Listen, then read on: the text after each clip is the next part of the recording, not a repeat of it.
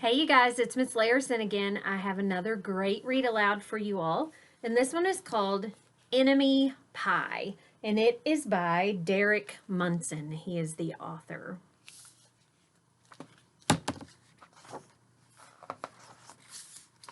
It should have been a perfect summer. My dad helped me build a tree house in our backyard. My sister was at camp for 3 whole weeks, and I was on the best baseball team in town. It should have been a perfect summer, but it wasn't.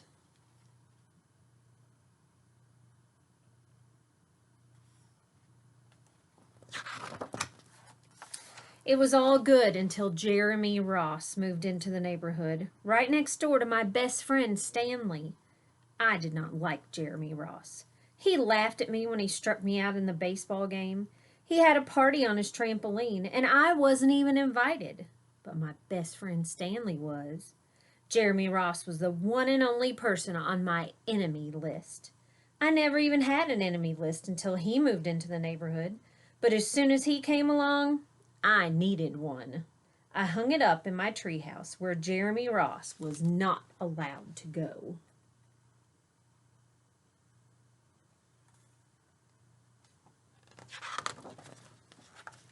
Dad understood stuff like enemies. He told me that when he was my age, he had enemies too, but he knew a way to get rid of them. I asked him to tell me how. Tell you how? I'll show you how, he said. He pulled a really old recipe book off the kitchen shelf. Inside there was a worn out scrap of paper with faded writing. Dad held it up and squinted at it. Enemy pie, he said, satisfied.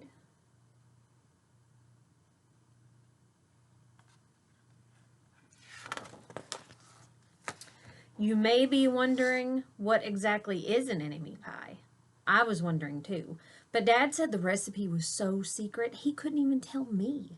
I decided it must be magic. I begged him to tell me something, anything. I will tell you this, he said. Enemy pie is the fastest known way to get rid of enemies. Now, of course, this got my mind working. What kind of things, disgusting things, would I put into a pie for an enemy? I brought Dad some weeds for the garden, but he just shook his head. I brought him earthworms and rocks, but he didn't think he needed those. I gave him the gum I'd been chewing on all morning. He gave it right back to me.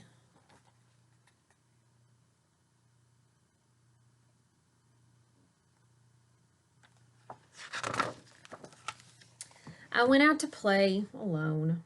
I shot baskets until the ball got stuck on the roof. I threw a boomerang that never came back to me. And all the while, I listened to the sounds of my dad chopping and stirring and blending the ingredients of enemy pie.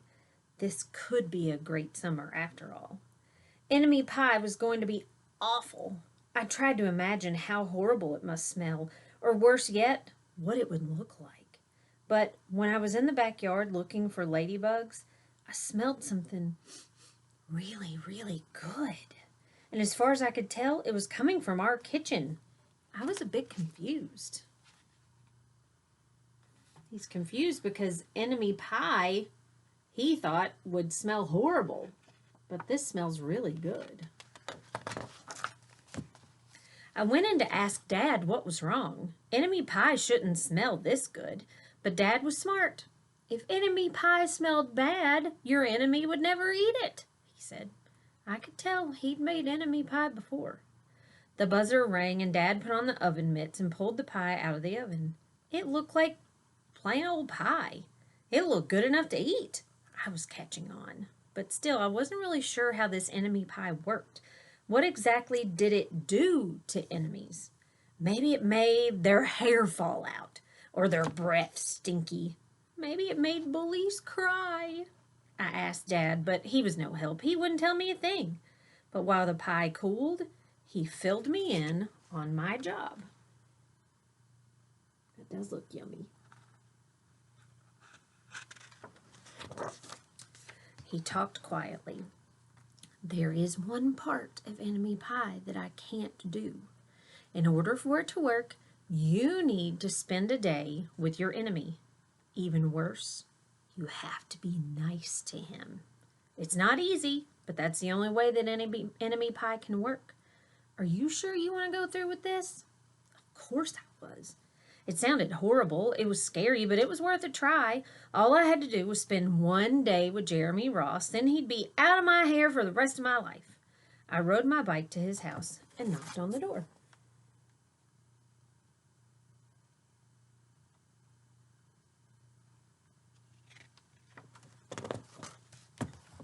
When Jeremy opened the door, he seemed surprised.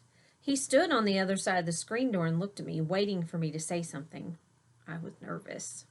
"Can you play?" I asked. He looked confused. "I'll go ask my mom," he said. He came back with his shoes in his hand. His mom walked around the corner to say hello. "You boys stay out of trouble," she said, smiling.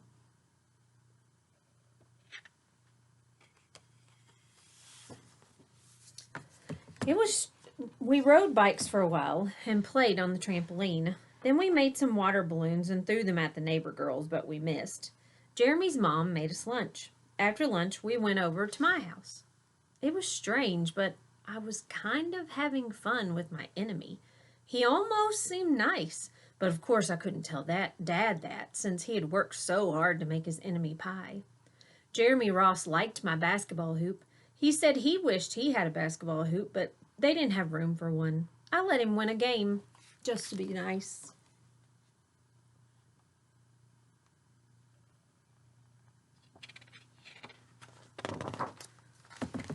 Jeremy Ross knew how to throw a boomerang. He threw it and it came right back to him. I threw it and it went over my house and into the backyard. When we climbed over the fence to find it, the first thing Jeremy noticed was my tree house.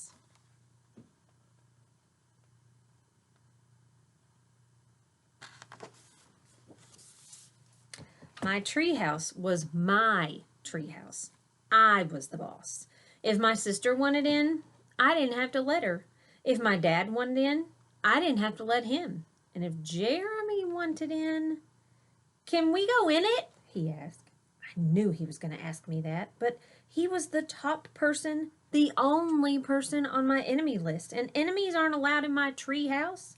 But he did teach me to throw a boomerang, and he did have me over for lunch, and he did let me play on his trampoline. He wasn't being a very good enemy. "Okay," I said, "but hold on."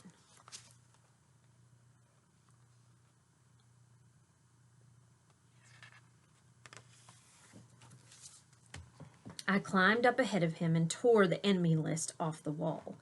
I had a checkerboard and some cards in the treehouse, and we played games until my dad called us down for dinner. We pretended we didn't hear him, and when he came out to get us, we tried to hide from him, but somehow he found us.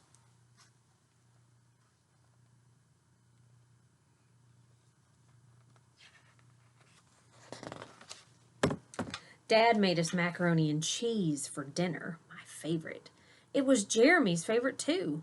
Maybe Jeremy Ross wasn't so bad after all. I was beginning to think that maybe we should just forget about enemy pie. But sure enough, after dinner, Dad brought out the pie. I watched as he cut the pie into 8 thick slices. "Dad," I said, "it sure is nice having a new friend in the neighborhood." I was trying to get his attention and trying to tell him that Jeremy Ross was no longer my enemy, but Dad only smiled and nodded. I think he thought I was just pretending. So Jeremy's not his enemy anymore. He's realized he's nice. He's had fun with him. So he's trying to get Dad's attention like, "No, don't give him the enemy pie. He's not my enemy anymore." Dad dished up 3 plates, side by side, with big pieces of pie and giant scoops of ice cream. He passed one to me and one to Jeremy. "Wow," Jeremy said, looking at the pie. "My dad never makes pies like this." It was at this point that I panicked. I didn't want Jeremy to eat the enemy pie. He was my friend. I couldn't let him eat it. "Jeremy, don't eat it. It's bad pie. I think it's poisonous or something." Jeremy's fork stopped before reaching his mouth. He crumbled his eyebrows and looked at me funny. I felt relieved. I had saved his life. I was a hero. So Jeremy's confused. Like, "What are you talking about? Why would you give me poisonous pie?" If it's so bad, Jeremy asked, then why's your dad already eaten half of it? I turned to look at my dad, and sure enough, he was eating enemy pie. Good stuff, he mumbled through a mouthful. And that was all he said. I sat there watching them eat enemy pie for a few seconds. Dad was laughing, Jeremy was happily eating, and neither of them was losing any hair. It seemed safe enough, so I took a tiny taste, and enemy pie was delicious.